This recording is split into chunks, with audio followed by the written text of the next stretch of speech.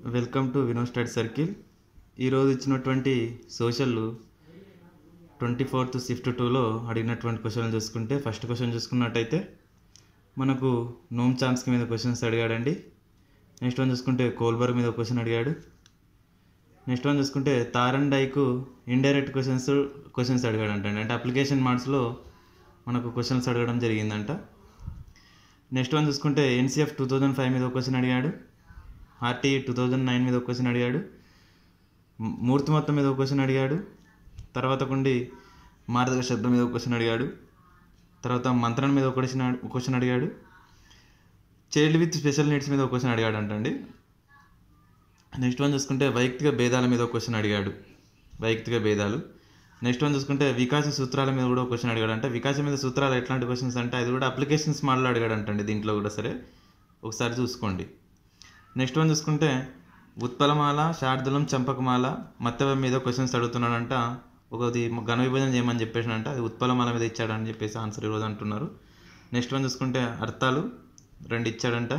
నానార్థం 1 ఇచ్చాడంట. Next one చూసుకుంటే వికృతి పదం సిక అని ఇచ్చాడంట. నెక్స్ట్ వన్ చూసుకుంటే ఆర్టికల్స్ ఇచ్చాడు ఈరోజు. నెక్స్ట్ వన్ చూసుకుంటే యాక్టివైజ్, ప్యాసివైజ్ ఇచ్చాడు.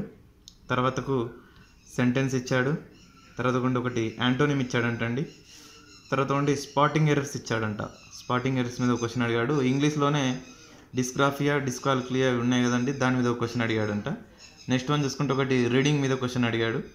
నెక్స్ట్ వన్ చూసుకుంటే ఎవాల్యూషన్లో 39 మార్క్స్ వచ్చిన పిల్లవానికి మార్క్స్ ఇస్తే దాంట్లో మన గ్రేడ్స్ ఉంటాయి కదా, A+, A, B+, C+, అని చెప్పేసి ఇట్లాంటి ఉన్నాయి. అట్లాంటి గ్రేడ్ల మీద క్వశ్చన్ అడిగాడంట.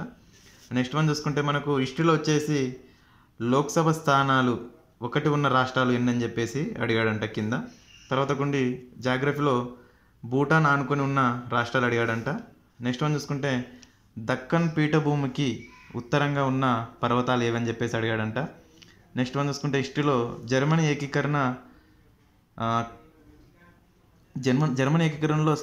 క్లీను ఒకటి స్వాగ్ అనే ప్రాంతాలు ఉంటామంటండి. ఆ ప్రాంతాలు అదైతే కొద్దిగా నాకు ఐడియా లేదు. వాటి మీద క్వశ్చన్ అడిగాడంట. నెక్స్ట్ వన్ చూసుకుంటే హిస్టరీలో అసఫ్ జాహీ మీద క్వశ్చన్ అడిగాడంట. అసఫ్ జాహీల మీద. నెక్స్ట్ వన్ చూసుకుంటే జిఎస్టీ స్లాబ్స్ మీద క్వశ్చన్ అడిగాడంటండి. జిఎస్టీ స్లాబ్స్ మీద క్వశ్చన్స్ అడిగాడంట. తర్వాత కొండి దాంట్లో 5, 8, 12 ఇట్లా ఉన్నాయి కదా, అట్లాంటి స్లాబ్స్ మీద క్వశ్చన్ అడంట. నెక్స్ట్ వన్ చూసుకుంటే జిఎస్టీ పైన ఒక లెక్క అడిగాడంటండి. జిఎస్టీ పైన ఒకటి మ్యాథ్స్ లెక్క అడిగాడంట. జిఎస్టీ పైన మ్యాథ్స్ లెక్క.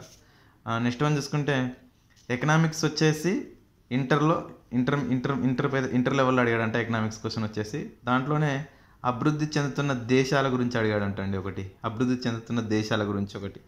నెక్స్ట్ వన్ చూసుకుంటే జాగ్రఫీలో ఒక లెక్క అడిగాడంటండి. ఎలాంటి లెక్క అంటే అక్షాంశాలు, రేఖాంశాలు ఉన్నాయి కదా, అంటే తూర్పున 180 డిగ్రీలు అక్షాంశాల మధ్య ఉన్నప్పుడు పశ్చిమ రేఖాంశం మధ్య 40 డిగ్రీలప్పుడు ఎన్ని రేఖాంశాలు అవుతుందని చెప్పేసి ఒకటి లెక్క ఉంటుంది కదా, ఆ లెక్క మీద ఒకటి క్వశ్చన్ అడిగాడంట. నెక్స్ట్ వన్ చూసుకుంటే పిల్లవాడికి హోంవర్క్ ఇచ్చి దాంట్లో సంబంధం లేదని చెప్పేసి ఏదని చెప్పేసి ఒక క్వశ్చన్ అడిగాడంట. అది ఎలాంటిదని చెప్పేసి. నెక్స్ట్ వన్ చూసుకుంటే ఎవాల్యుయేషన్ చేసినప్పుడు నల్లబల్ల పిల్లవానికి కానిది ఏదని చెప్పేసి అంట, పిల్లవానికి సంబంధం లేదు అని చెప్పేసి అడిగినాడంటండి. నెక్స్ట్ వన్ చూసుకుంటే మనకు అభివృద్ధి చెందుతున్న దేశాల లక్షణాలలో కానిదేది అని అడిగాడంటండి. అభివృద్ధి చెందుతున్న దేశాలలో లక్షణాల్లో కానిదేది అడుగుతున్నాడు. నెక్స్ట్ వన్ చూసుకుంటే బహుమని సుల్తాన్ల గురించి ఒక క్వశ్చన్ అడిగాడంట సార్. నెక్స్ట్ వన్ చూసుకుంటే జర్మనీ దిగువ సభని ఏమంటారని చెప్పేసి ఒక క్వశ్చన్ అడిగాడంట. నెక్స్ట్ వన్ చూసుకుంటే దక్షిణ హిమాలయాలు, నిమ్న హిమాలయాలలో ఉన్నటువంటి వాటిని ఏమంటారని చెప్పేసి, అంటే ఇది డూన్స్ అంటారేమో అని అంటారంటని చెప్పేసి అంటున్నారు. అదొక క్వశ్చన్ నాకు చెప్పాడు. నెక్స్ట్ వన్ చూసుకుంటే మన భారతదేశంలో అత్యధికంగా ఆస్ట్రేలియా ఉత్తర భాగాన పెరిగే అడవులు ఏవని చెప్పేసి అడిగాడు. ఇది 9th క్లాస్లో ఉంటుంది సార్. ఇది 9th క్లాస్లో ఉన్న బిట్టు.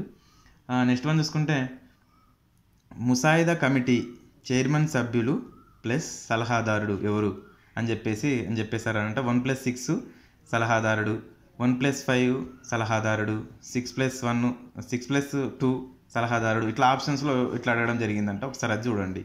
నెక్స్ట్ వన్ చూసుకుంటే 16th సెంచరీలో హిందూ మహాసముద్రముపై ఆధిపత్యం చెలాయించింది ఎవరు అని చెప్పేసి అడిగారంటండి.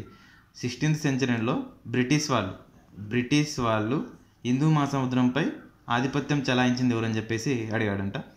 నెక్స్ట్ వన్ చూసుకుంటే 2 లాంగ్వేజెస్ ఈ భాష నుంచి ఉద్భవించిందని చెప్పేసి, ఇది 9th క్లాస్లో ఉంటుంది సార్.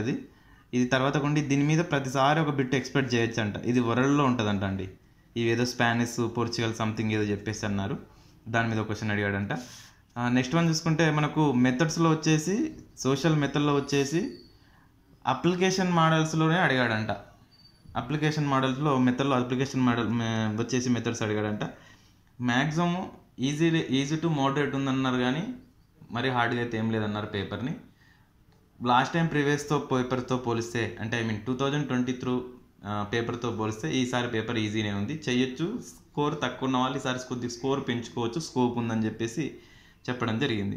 సో కాబట్టి మెయిన్గా ఒకసారి చూడండి, ఇవి మనకు నోమ్ చామ్స్కీ, కోల్బర్గ్, తారండైకి ఇట్లాంటి మీద క్వశ్చన్ల మీద, మూర్తితత్వం, మరగశక్తం, మంత్రం మీద, వీటి మీద ఎక్స్పెషల్గా ఫోకస్ చేస్తున్నాడు. ఒకసారి చూడండి. ఇంకోటి మనకు ఇంగ్లీష్లో చూసుకున్నట్టయితే స్పాటింగ్ ఎర్రర్స్ ఉంది కదండి.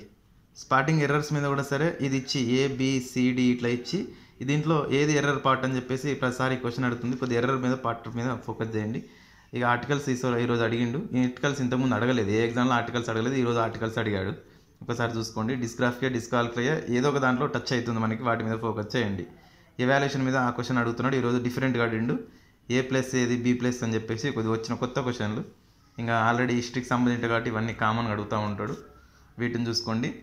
దీన్ని బేస్ చేసుకొని క్వశ్చన్లు ఏదైనా మనకు SGT వాళ్ళకి సంబంధించి ఏమైనా ఉంటే వాటిని చూసుకోండి. దీన్ని కంపేరిటివ్ దాన్ని చూసుకోండి. నెక్స్ట్ వాటికి సంబంధించినవి సోషల్ వాళ్ళు, వీటిని బట్టి రేపు మనకు జరిగే 28th రోజు ఎగ్జామ్ ఉంది కదా, ఆ 28th ఎగ్జామ్ రోజు కూడా సరే నేను అప్డేట్ చేస్తాను. వాటిని బేస్ చేసుకొని చూడండి. మన వీడియో నచ్చినట్లయితే లైక్ చేసి, సబ్స్క్రైబ్ చేసి, షేర్ చేయండి. నేను ప్రతిదీ కూడా సరే మినిట్ అప్డేట్ ఇస్తాను ఉంటాను. ఎగ్జామ్స్ గురించి అడుగుతున్నారు. ఈరోజు ఆగస్ట్ చివరి వారంలో ఉంటుందేమో అని చెప్పేసి అంటున్నారంట. అది పర్టికులర్ తెలియదు, పేపర్ వచ్చినప్పుడు దాన్ని చెప్తాం. పేపర్లో ఉండేది మనం చెప్తాం కాబట్టి.